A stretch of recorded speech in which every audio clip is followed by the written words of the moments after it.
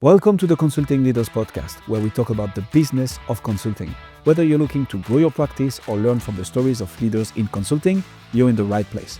I'm your host, Guillaume Jouvencel, ex-PwC and co-founder of GHA Marketing. Join me as I interview the best consultants in their niche. Let's get on with the show. Welcome to Consulting Leaders Podcast, a place where we talk about the business of consulting. Whether you're looking to grow your own practice or learn from the stories of leaders in consulting, you're in the right place. I'm your host, John Degnan. Join me today as we talk with the best consultants in their niche. We welcome Lily Newman. Hey, Lily. Hi, John. Great to be here. Great to see you. You're a behavior strategist and leadership consultant with over 25 years of experience helping more than 2,400 companies improve performance. As the founder of Morgan James Consulting and a non-executive director across multiple growing businesses, you bring a sharp understanding of how behavior drives results. In this episode, we're going to explore how consultants can build values-led organizations, unlock team performance, and drive meaningful change of scale. It's really great to have you here.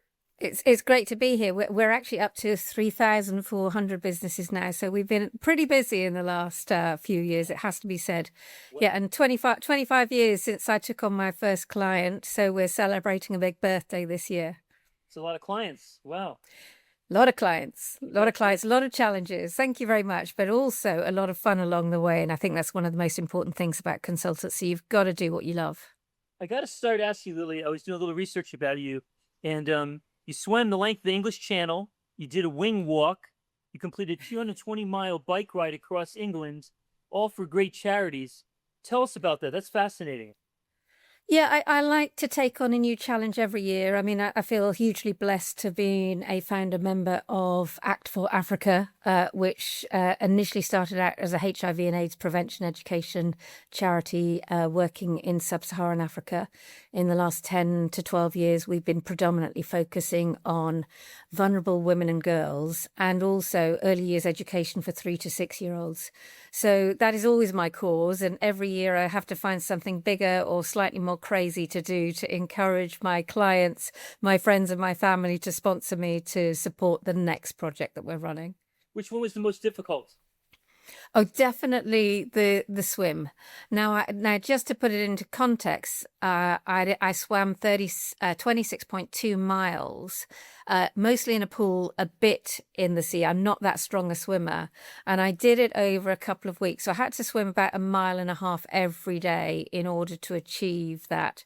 And it has to be said, there were some days where it was cold and it was miserable and I felt really tired, and I'm running a business at the same time. That was the most difficult thing over that period of time. But, you know, I will work on it. In fact, one of my friends has just said, what are you going to do next? We've just raised the money to buy a minibus, which we're sending from the UK out to Uganda. It's cheaper that way. So I'm just starting to plan the next challenge, but maybe it'll be a sponsored sleep or something like that. Okay. How did you get into consulting, and what led you to focus so deeply on behavior and leadership? Oh, I mean, for me, I've always been fascinated by the human condition. And back in the early days, I was a BBC journalist. I then decided as a mature student to do a degree in corporate communications and the psychology of communication. And that set me on a path, just being completely fascinated about the human condition. I did work actually in corporate operations and celebrity events for a national charity here in the UK for a while, which again, that gave me the opportunity to work with big brands.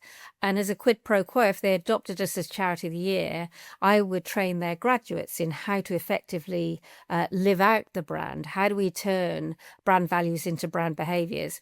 And it really triggered my fascination to see how some teams, mostly graduates, work really effectively together and others didn't. And the most common thing that pulled them together to build real collaborative behaviours was having that common vision and having a set of defined behaviours to which they all signed up to achieve effective outcomes. And it was from there I was headhunted as into an international leadership consultancy.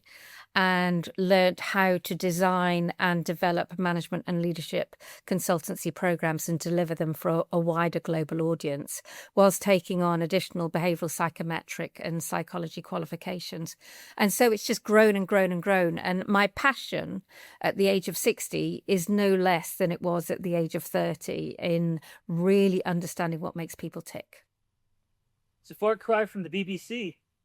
It's a lot. Well, it's a long way. Although that's also very interesting because sometimes you have incredibly difficult interviewees, as you'll know, and as we all know on the global stage at the moment, there are so many challenges out there. So you've got to work out, how do you build their trust very quickly? How do you build that connection? How are you able to negotiate and build a great interview and help them to communicate really effectively and get the story that you want?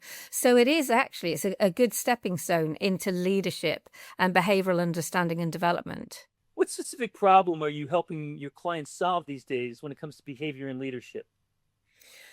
There's a significant focus on culture. Actually, that is a really big challenge. How do we build strong, engaged, collaborative, united teams? So we're really working on culture. Another big one, and I think in a recent piece of research from McKinsey, they said about 83% of working people complain about poor communication. So we also focus on communication. And the third area that we look at, apart from developing great leadership capability, is how do we bring more creativity and innovation into the business? Which part do you find the most challenging? Culture is definitely the biggest challenge, but it's the thing that I love when we see.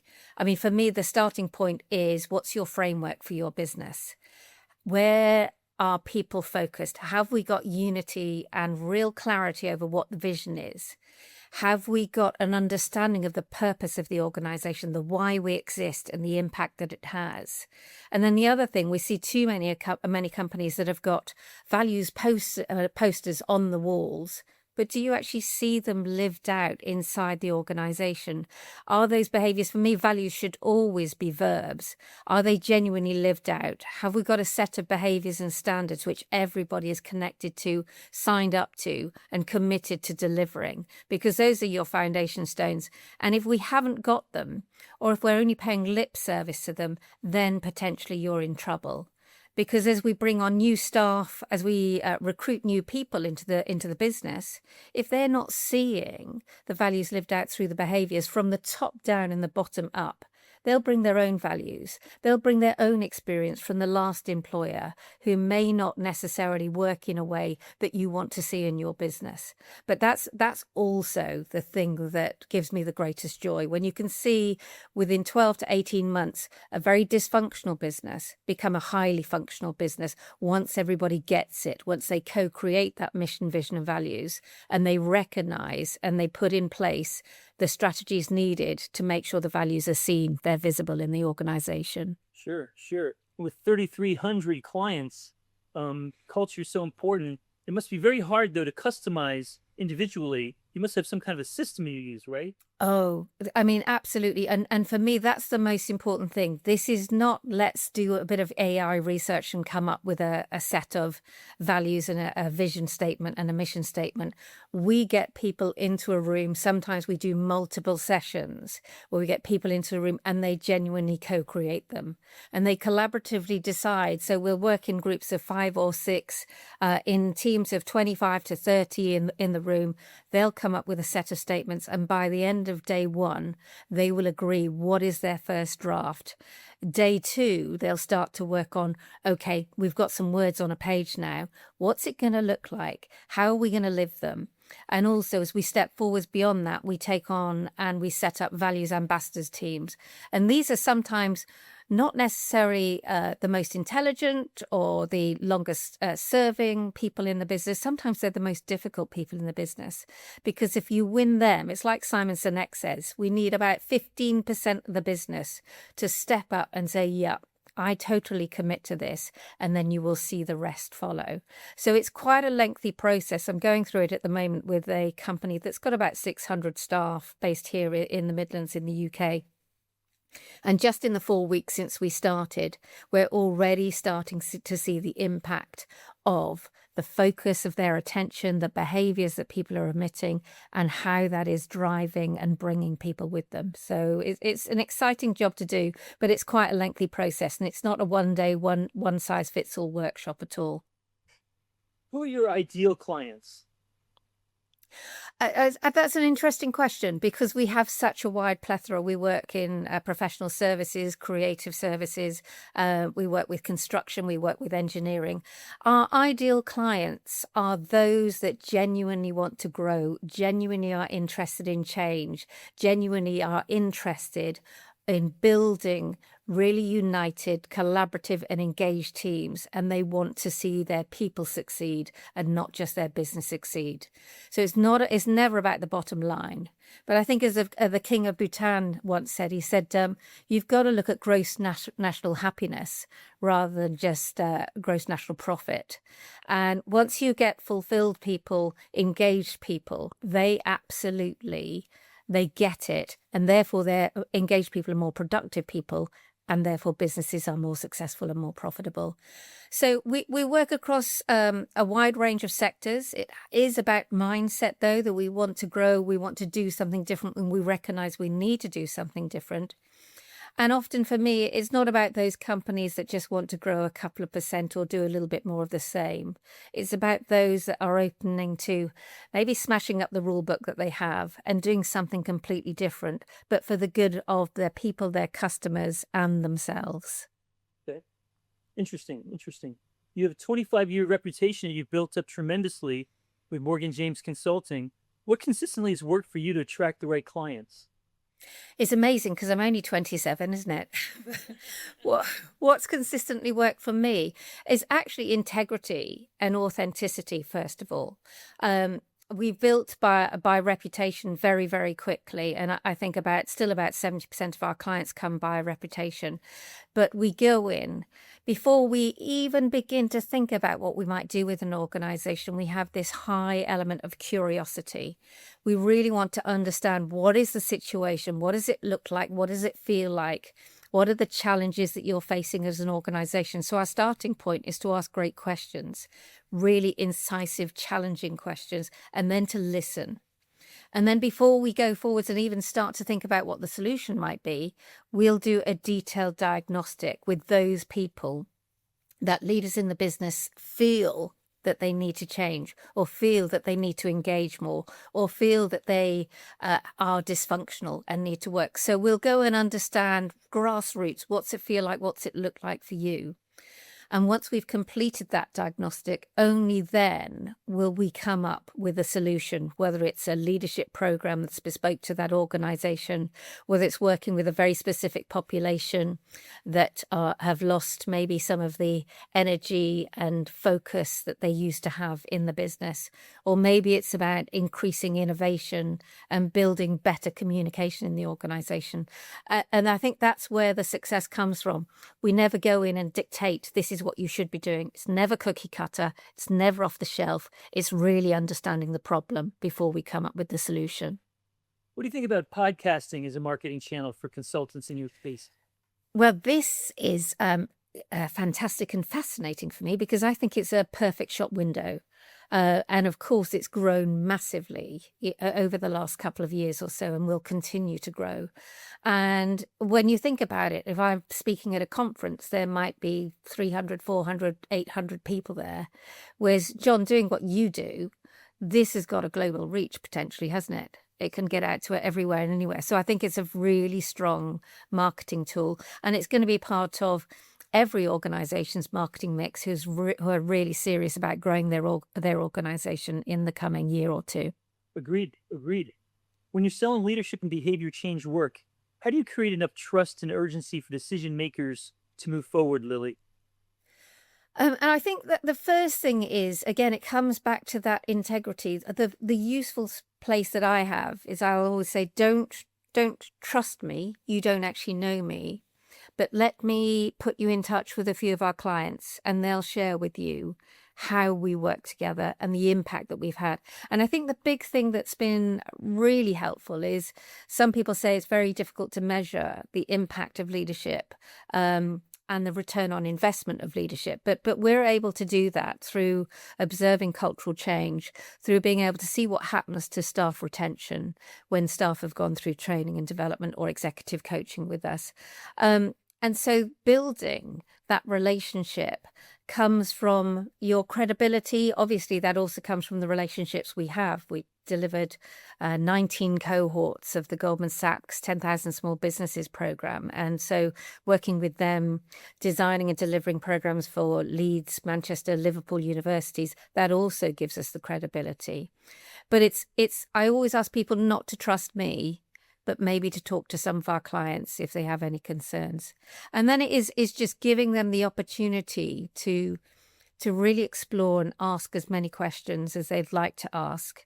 And sometimes I look at, let's come in and do a taster. I'm quite happy to be quite generous with my time and say, I'm very happy to sit down with you and do a diagnostic for you, and we won't charge you. And then if you find that valuable, then we'll come in and talk about how we're going to take the results of that diagnostic, the stuff that's written down in black and white that says you really need to pay attention to, how we're going to take that forwards and address that in a way that's really meaningful for your people. You have the credibility, you have the long-term relationships. How do you retain your clients over time?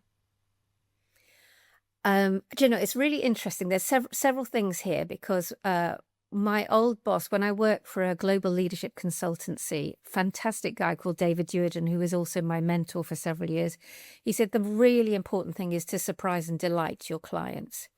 And I know that it costs anything between 5 times and 25 times the cost to retain a client than it does to get a new one. So for me, it is about building and maintaining those relationships, never forgetting those people, even if you're not working with them in the short term. Maybe it's a year or so since you've worked with them.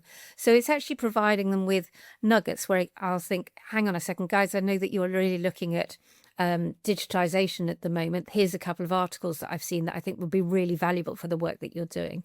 Or I know that you've just taken on new staff, so I will keep an eye on what they're doing, and I'll keep in touch just with the odd phone call, often the odd coffee or dinner. So it is all about relationships. The other thing that we're really blessed is that we're able to choose. We only work with people who really want to work with us and who we really like and we really like them. So they genuinely are long-term relationships. Just to give you an example, I run a thing called Growth Springboard, which is for managing directors of high-growth businesses. And I work with them in groups of 6 or 7 non-competing organizations. And I started this about 11 years ago. And I have groups that are still going 11 years on because they have an environment where they can come into every other month and have a full day working with people that they trust and they know, working with a leadership consultant that they know is going to bring the best out of them and genuinely challenge them. And a lot of leaders find it really lonely at the top. So having that relationship where they know, even when you're giving them a tough time, you're giving them a tough time because you know they can do better. That trust is built over time. It really is, John. Do you find yourself stuck in any areas in the industry these days? It's quite an interesting one because I had somebody ask me at a conference that I was delivering at not very long ago. He said, are you going to be made irrelevant by AI? And AI is the big thing that people are afraid of, aren't they? Yes. That actually people are just going to tap into OpenAI or ChatGPT and they're going to find all of the answers. Whereas it's very interesting. I think AI is not a threat. It's a benefit that we can now work on because it systemizes everything, but it cannot focus on those individual relationships. It cannot focus in the room on the challenges and the changes that need to happen when you see conflict in meetings or difficulties in groups. So I think rather than being stuck, I'm looking at what changes are happening in culture, what changes are happening in technology at the moment, and thinking about how do we make sure that we utilize that to our advantage, but don't fear it. Okay. And finally, as you look ahead, what do you see your biggest opportunity for behavioral leadership and consulting over the next few years? Oh, this is going to be massive. And I genuinely do see we've never had such a fractured, dysfunctional, misaligned world at the moment. When you see what's happening politically, when you see what's happening economically, you see what's happening socially in our world, and the impact that some of the challenges that we've seen, the global challenges of COVID, we obviously had the significant challenge of division with Brexit. We've seen wars springing up around the world that we totally didn't expect. And I think human behavior, human relationships are more important than ever. And I see them in several areas. I mean, one, I utilize a lot of what I do when I go and work in Uganda and sub-Saharan Africa on an annual basis. But I really see a massive need to work with young people and to help to build better leaders, to help build greater resilience. And also, I don't know what it's like in the States, John, but we really see a massive fear of failure here and a huge anxiety around not succeeding, whereas failure is a brilliant opportunity to learn. So I really think that in the future and now, the building of human relationships, the understanding of human behaviors, the increasing ability to build collaborative teams is more important than ever. And it's something that I'm really looking forward to doing. But I want to really build the leaders of tomorrow. So that includes working with younger populations. And I see with increased self-interest and with political challenges that we see around the world, we need to get better at understanding the human condition. And we need to get better at getting to pull together to work for the best of the whole of humanity and not just the privileged, educated few. You're certainly doing that, Lily, especially with your work in Africa. God bless you. Oh, it's one of my biggest joys. For me, it's my second home. When I step off a plane in Uganda, when I get to Entebbe, and I jump on the bus and go up to Jinja or up to Kasese and spend time working with our teams in Uganda to help underprivileged women, vulnerable girls, and to help young people to get the best education possible. The one thing that I find when I come home is you always think that you're going to go to a sub-Saharan country or a developing world country and you're going to give a lot. You get so much more than you give. And you learn so much more about how fantastic communities get ahead and build communities when they have so little and yet they achieve so much. Lily, thank you so much. This is a great conversation. If people want to find out more about you, see what you do, where should they go? They should go to our website, morganjamesconsulting.co.uk. Morgan James Consulting, all one word, .co.uk. Thanks again. Thanks ever so much, John. Great to see you. Thanks for joining us on this episode of the Consulting Leaders Podcast. We hope you learned valuable lessons on how to grow your practice and take your business to the next level. Make sure to subscribe and leave us a review wherever you're listening to this show so you never miss an episode. To apply and be a guest on the show, click the link in the description. See you next time.